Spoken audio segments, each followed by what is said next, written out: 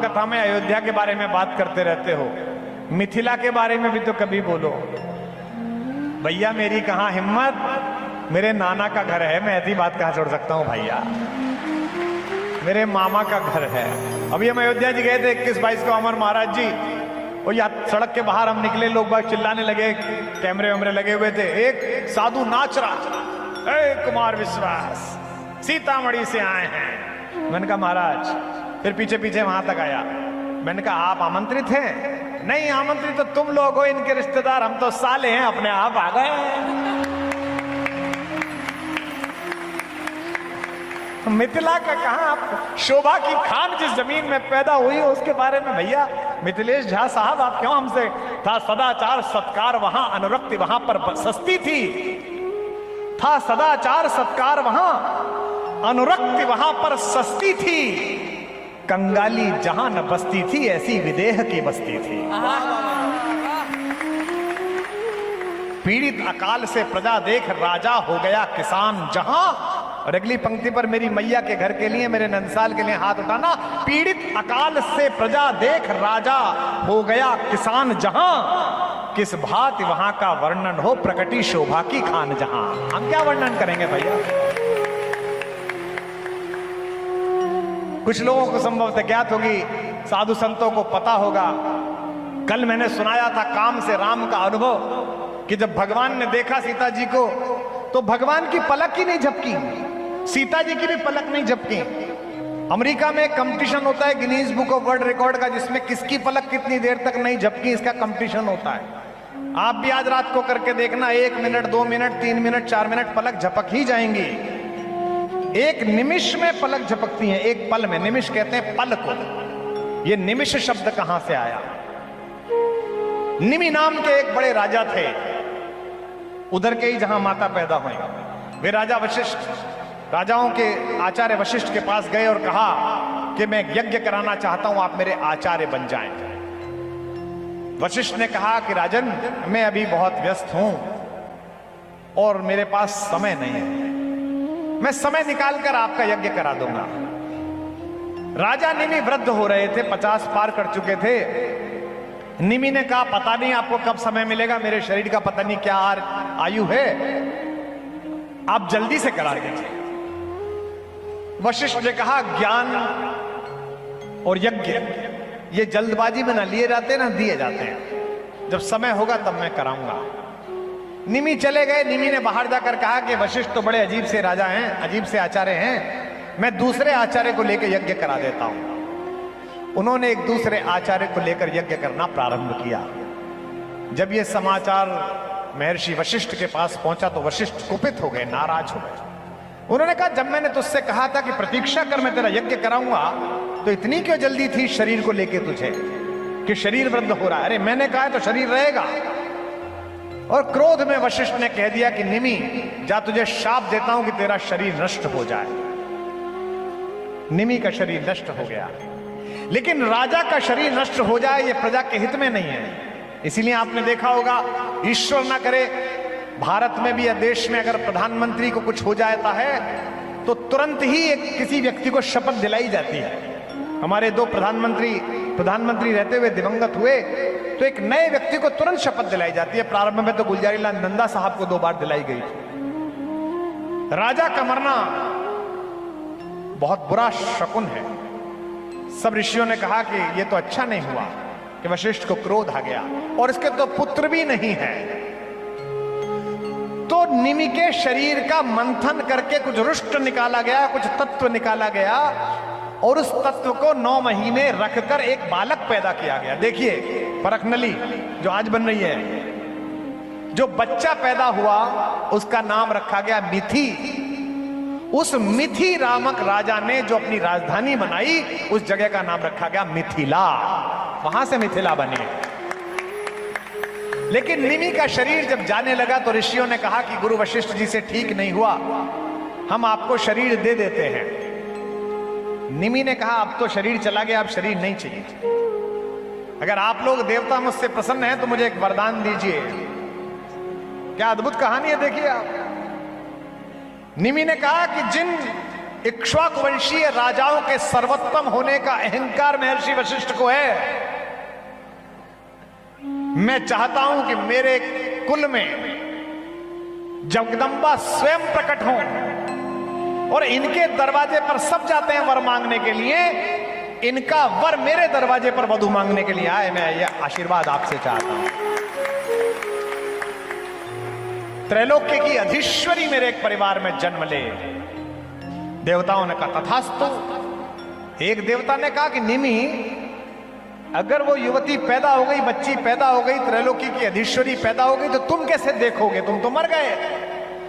तो निमि ने कहा महाराज वर पूरा नहीं हुआ, आधा ही मांगा है। पूछा कि क्या वर है? बोले मैं चाहता हूं कि जब वो पैदा हो तो उसे देखने के लिए तब तक मैं प्रत्येक मनुष्य की पलक पर अदृश्य रूप से बैठा रहूं। तब से आज तक हम सबकी पलकों पर निमि बैठा हुआ है, और निमि का भार जब एक बार नीचे जाता है, एक बार उठता है, उस पल को निमिष कहा जाता है, जब हमारी पलकें गिरती उठती। जब पुष्प वाटिका में पहली बार हमारी मां को हमारे राघवेंद्र सरकार ने देखा, तो बेटी ने दामाद को देखा, दामाद ने बेटी को देखा। गोस्वामी जी लिखते हैं कि पलके नहीं झपकी। क्यों नहीं झपकी? कभी सोचा इस बारे में? गोस्वामी जी कुछ भी लिखे तो उस पंक्ति को 10 बार सोचना, वो सामान्य पंक्ति नहीं है, कुछ अर्थ निकल जाएगा। मैंने 90 के दशक में पीएचडी की थी। मैं संतों के सामने बैठा हूं, बागेश्वर पीठ पे कह रहा हूं, एक घोषणा पहली बार कर रहा हूं। जिसको पीएचडी करने का अहंकार हो वो एक तरफ रामचरितमानस पढ़ ले, उसकी अर्धाली पर 10-10 पीएचडी कुर्बान की जा सकती है, इतना शोध है उसके अंदर। कोई भी पंक्ति महाराज कहे तो समझना मत कि ऐसी ही कविता में कह दिए हैं, ऐसा नहीं है। उसको पढ़ो, दोबारा पढ़ो, दोबारा पढ़ो, दोबारा पढ़ो, दोबारा पढ़ो, एक दिन अर्थ खुलेगा। मैं तो आज इतने वर्ष का हो गया, बचपन से पढ़ रहा हूं, मैया ने पढ़ाया, मेरी मां ने पहली बार, तब से आज तक जब भी पोथी खोल के बैठता हूं एक नया अर्थ सामने आ जाता है। पुष्प वाटिका में मां ने हमारे आराध्य को देखा, अपने जन्म जन्मांतर के पति को देखा, और हमारे राम ने हमारी आराध्या मां को देखा। कवि कहता है कि सूरज कुल का सूरज निहार। कितने आज बढ़िया बढ़िया कवि प्रकाश भैया, अभिराम पाठक और तमाम लोग बैठे। पहली पंक्ति सुनिए, आनंदित हो जाइए कविता में कि सूरज कुल का सूरज निहार, द्रग दोनों सूरजमुखी हुए। सूरज कुल का सूरज निहार, द्रग दोनों सूरजमुखी हुए। या सीता जी के कमल नयन रवि राम निरख कर सुखी हुए। शोभा सुंदरता देख देख मिथिलेश नंदनी थकित हुई। रचना विधान की मिली नहीं, इसलिए जानकी चकित हुई। और क्यों पलक नहीं झपकी मैया की हमारी? अगर कभी उत्तर दे रहा हो, बेटा उत्तर दे रहा हो, तो माता का जयकार उठे कि मुखमंडल का आलोक देख सुधि बिसरी राजकुमारी की। सम्मुख सूरज के अपलक थी अखियां श्री जनक दुलारी के। सूर्य सामने था और पलक नहीं झपकी। क्यों? क्योंकि बेटी और दामाद एक दूसरे को प्रेम से देख रहे हो तो पिता वहां से हट जाता है। ये हमारी परंपरा है। और निमि तो सीता जी के परदादा के परदादा थे, इसलिए उन्हें लगा कि मेरी पौत्री अपने दूल्हे से बात करना चाहती है। ऐसे में किसी बुजुर्ग का बूढ़े का रहना ठीक नहीं है। इसीलिए निमि पलकों से उतरकर चले गए और दोनों ने एक दूसरे को देख लिया, इसलिए पलके पहली बार नहीं झपकी। भैया झा पंडित जी नाराज मत होना, हमारी और इनकी क्या स्थिति, हमारी और महाराज जी की। हम मिथिला वाले भैया, हम तो पूरी दुनिया जिस राम के चरणों के नखून के ऊपर लगी हुई धूल के स्पर्श के लिए आकुल रहती है। आपने टीवी पे देखा होगा, हम अयोध्या जी गए, 4 डिग्री सेंटीग्रेड तापमान था। अयोध्या जी की सड़कें सरयू जी के जल से धोई जा रही थी। मेरे पैर में चप्पल नहीं थी, कभी नहीं होती है। टेलीविजन चैनल वाले पूछ रहे थे, बिटिया कविता तिवारी साथ थी, कि चप्पल क्यों नहीं पहनते। मैंने कहा स्वार्थी हैं, लालची हैं, इसलिए नहीं पहनते। बोले क्यों? मैंने कहा सदियों बीत गई, भूकंप ने मिट्टी ऊपर नीचे कर दी, लेकिन अभी भी लोभ है कि चलते चलते सरयू के किनारे किसी ऐसे रेत के कण से मैं छू जाऊं जिसने कभी छूकर अहिल्या को स्त्री बना दिया था, तो मेरा भी उद्धार हो जाए। यहां कुछ तो होगा। चित्रकूट में, बुंदेलखंड में बैठा हूं इसलिए याद आ गया, चित्रकूट में रहीम आए तुलसीदास जी से मिलने। प्रधानमंत्री थे भारत के, अकबर के प्रधानमंत्री थे। ये वो समय था जब मुख्यमंत्री प्रधानमंत्री कवियों को मित्र मानते थे। आए मिलने, हाथी लेके आए, बड़ा हाथी सफेद रंग का, ऊपर सोने का हौदा, नीचे कालीन लगे हुए बढ़िया बढ़िया वाले। दोनों दोस्त बात कर रहे, कवि, एक कवि रहीम, एक कवि तुलसी। महाराज जी, रहीम अद्भुत कवि है। मैंने कल कहा सनातनी मुसलमान, तो 150 लोगों ने मुझे गालियां बकी फेसबुक पे। अच्छा, हमको आदत हो गई है मिठाई की तरह खाने की। सुबह 200 गाली, शाम 400 गाली। तो किसी ने कहा कि आपने ऐसे कहा। अरे भैया, वो अलग हैं जो रेगिस्तान पार वाले हैं, तुम अलग हो, तुम सनातनी मुसलमान हो। बैरम खां का लड़का रहीम, जिसे पता है कि पृथ्वी में दफन होना इस्लाम का सूत्र है, वो संस्कृत में श्लोक लिखते हुए कह रहा है कि मुझे जब जलाओ और मेरी राख जब छिड़को। भाई तेरी राख कैसे छिड़क देंगे? मेरी राख छिड़की जाएगी, मैं सनातनी हूं, ब्राह्मण हूं। मैं जब जलाया जाऊंगा तो एक कलश में रखकर गंगा जी की पावन धार में विलीन हो जाऊंगा। तू तो इस्लाम मानने वाला। लेकिन गंगा जी का वर्णन करते हुए रहीम कहता है कि अच्युत चरण तरंगिणी, विष्णु के चरणों से निकलने वाली अच्युत चरण तरंगिणी, शंकर मौल मालती माले, और शंकर की मौली पर मालती लता के समान लिपटी हुई हे माता गंगा। अब सुनने वाली बात है बागेश्वर धाम वालों, आप अच्छा, मुझे लग गया कि आप समझते हो इसलिए अच्छी बात बोल रहा हूं, वरना गा बजा के काम निकाल लूंगा। अच्युत चरण तरंगी, क्या क्या बात आ रही है भैया मेरे भरत, क्या क्या याद आ रहा है। अच्युत चरण तरंगिणी शंकर मौल मालिती माले, हे विष्णु के चरणों में तरंगित रहने वाली, भगवान शंकर की जटाओं में मालती माला के समान घूमने वाली हे माता गंगा, मम तन वितरण समये, जब मेरे शरीर का वितरण करो राख बनाकर, तो क्या करना? हरता देयन में हरिता। दुनिया मांगती है कि विष्णु के लोक जाऊं, मुझे तुम विष्णु का लोक मत देना माता, मुझे शंकर का लोक देना, क्योंकि मैं मरने के बाद भी तुम्हें पैरों में नहीं अपने सिर में रखना चाहता हूं। ये रहीम कह रहा है, ये रहीम कहता है।